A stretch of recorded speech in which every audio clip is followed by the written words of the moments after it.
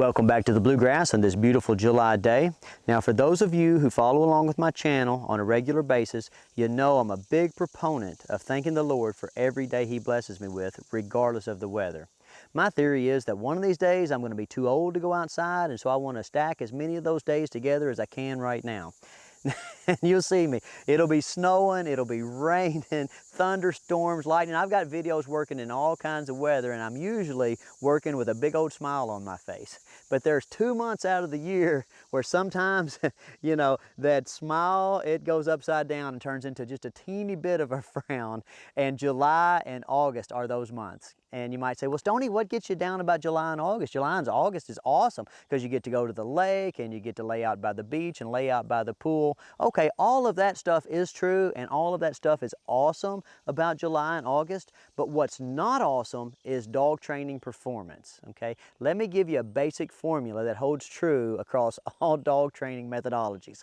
As the heat and humidity goes up, the performance goes down. And I'm not just talking about the performance of the dog going down, okay? The performance of me as a trainer, of you as a trainer, of us all as handlers, it goes down as that heat and humidity goes up. I've watched hundreds of people try to like stick it out with a good attitude, but once that temperature starts jumping up in the high 90s, everybody starts running for the shade. And if you'll notice, I have 0 dogs around me. Now, when I came out, okay, we're doing fun stuff, right? I've got my 4-wheelers, I've got a couple of short hairs with me, a couple of labs with me, and as long as we were walking up on my shaded path, they were right here at my heel.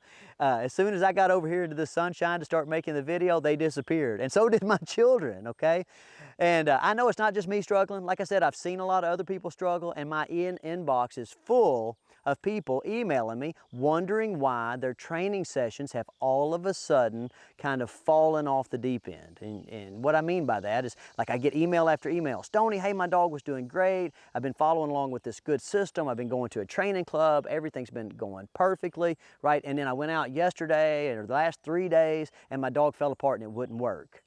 And you know, what people aren't taking into account is that it's all of a sudden got super hot and super humid. They don't call these the dog days of summer for no reason. Okay, they call them the dog days because in this kind of weather, like, it's really tough on dogs. And why is it tough on dogs? Because dogs are wearing a fur coat and they lack the ability to sweat. So I'm out here now, guys that you know, like you'll see guys like me, blue collar guys that work outside. We pretty much all wear like long sleeve shirts during the summertime.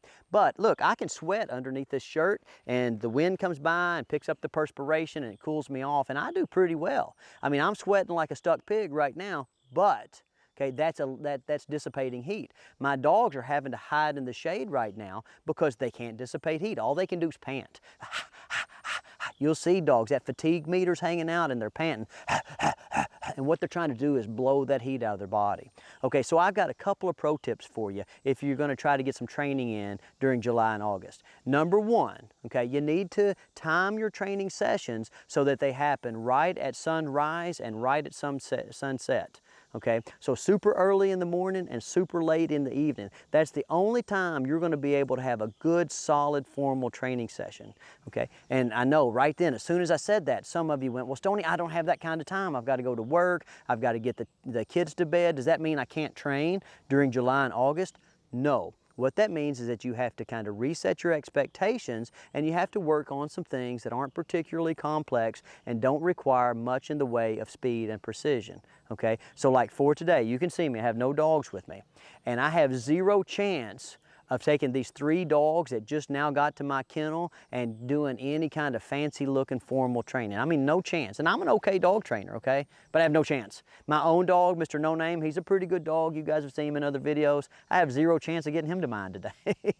Right? And a lot of that is because you know, you always hear me say, be the change you want to see, right? Well, like what I'm being right now is kind of hot and grumpy. And so like my cameraman's laughing at me because I'm hot and grumpy. My kids are all hiding because it's hot and grumpy. The kid that works for me, he's hiding because I'm hot and grumpy, right? And I do my best, but I just can't help it. I guess as I'm getting older, I just get hotter and grumpier, you know?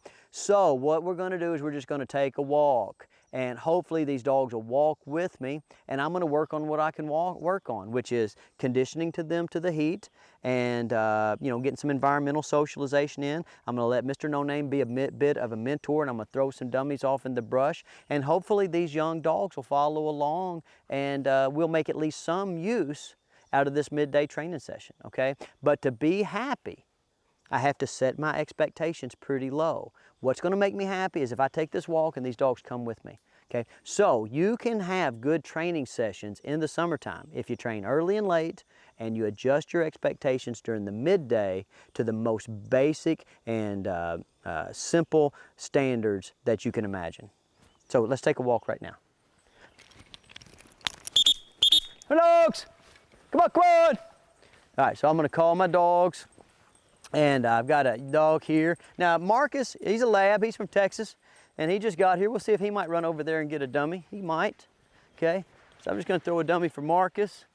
No Name! I don't know where No Name has run off to. And I've got a short hair named Vinny.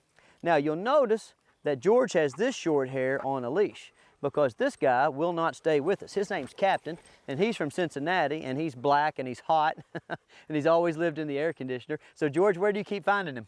Well, in the shade. In the shade, that's right. So George is gonna kind of force Captain to walk in the sunshine with us. And here I go, I'm just gonna throw some dummies for Mr. No Name, and I'm not gonna throw them too far. I'm just gonna kind of throw them off in the brush a little bit. And just kind of let him go up there and set the example for these other dogs.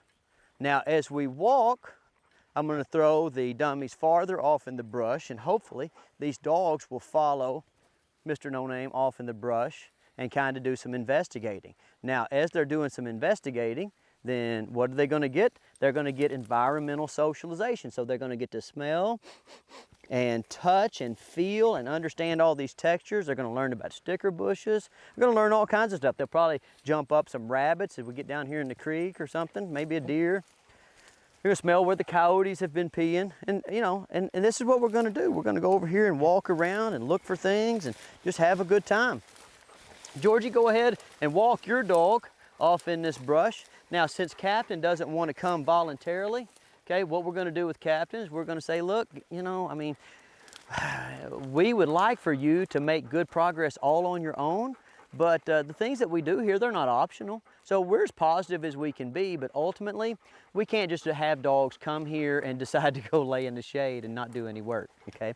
But as George, go ahead and walk him out through there a little bit, George, and then come catch up with me. But as George, you know, keeps walking Captain out here in this brush, and Captain has to learn to deal with the heat a little bit, he'll become acclimated. And then over 2 or 3 days when we come out, he won't be quite such a shade hunter, you know. And that's kind of what we call them. When, you know, dogs have always just lived in the air conditioner, you know. When they come outside, it's perfectly natural for them to be shade hunters, you know, because they can't even understand. And for those of you that work in offices, when you go out and try to do your dog training, you'll understand what I mean, because every time I look up, I see people like you sitting in the truck with the air conditioner on. So, on this dummy a little bit, and hopefully Marcus will see No Name go, and he'll kind of start to get the idea of what we're doing. Very nice. Now Vinny's owner he's a horse veterinarian, and so Vinny's had a lot of experience about being outside, and he seems to be doing pretty good. He's went over there and kind of found himself something to get into. Come on, Vinny. Good boy, Vinny. So we'll see if we can get Mr. No Name to take Vinny off in the brush a little bit. Very nice. Come on, Marcus. And see how I'm throwing this dummy here, guys. It's just on the edge of this brush, and I get 2 or 3 reps of that, and then I'll throw it a little farther. Good. And I just kind of want the dogs to go over there and investigate. You know, I don't need them to be perfect fetchers, you know, like when they first start. I just need them to understand that we're playing a game where you go look for stuff. And sometimes you're lucky and the stuff you're looking for is easy to find, you know. And then sometimes it's not real hard to find, like right here. That's not real hard to find. It's right at the edge of the mowed path, okay? But every once in a while, you really got to buckle down. Don't you? And go hunting, you know. So I'll throw that off in there, and No Name will have to go over there and hunt for it. Now, hopefully Vinny and Marcus will get in there and they'll hunt around too. And I would even be pretty happy if one of them came out of there with the dummy. Now, Mr. No Name very rarely loses this game, so I doubt that's going to happen. Okay, Georgie, take your dog up in there. Now, so with Captain, where Captain's hot, guys, and he doesn't want to, he doesn't want to follow No Name. He don't want to follow Vinny. He doesn't want to follow Marcus. He wants to go find the shade. He wants to go get in the truck with the air conditioner. Okay, I understand that. I understand it completely. Okay, but our job is to acclimate that dog to different environments and different environmental conditions. So we can't allow him just to come out here and say he's too hot to participate. So like these two dogs that are willing participants, we just let them go. The one that's an unwilling participant, listen, I know that once he gets used to being out here, he's gonna love going out and hunting in this brush. So I know what's best for him, and I force him to do it, even though like he doesn't think he wants to do it. It's kind of like a kid. You ever seen a kid, and they don't want to get in a swimming pool, and they keep putting their toe in there, they get in a shallow end, and like their mom's over there, oh, well, baby, what do you want? Listen, you're ruining that kid. Just pick him up, pitch him off in the pool, and he'll learn to swim, okay? If he doesn't learn the first time, you can drag him out, do it 3 or 4 more times. Next thing you know, he's swimming like a champ. That's the same thing with this brush work with these dogs. A lot of them come out here. A lot of these city dogs come out here, and they just can't do it. They're like, Stonnie, listen, I'm in the union, and that's against the union rules. I ain't doing it, right? And I'm like, nope, not here, guys. We're putting in that work here no matter what. No name. Very nice. Now look at Marcus. You see Marcus is kind of like he's really interested in what No Name's doing. Now Vinny, if you'll notice what Vinny's up to, Vinny is kind of making his own little routes around here. And that's just a basic behavioral conformation difference between a short hair and a lab, okay? Like these labs, when I bring them out, like wherever No Name goes or wherever Henry goes, they're pretty good about like following along. The short hairs, they're just always zigging and zagging and hunting and kind of trying to figure things out for themselves.